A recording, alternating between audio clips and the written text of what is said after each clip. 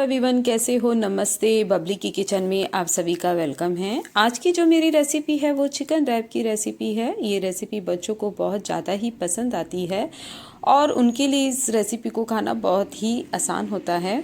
आप चिकन की जगह यहाँ पे पनीर का भी यूज़ कर सकते हो। तो चलिए हम स्टार्ट करते हैं अपनी रेसिपी को बनाना।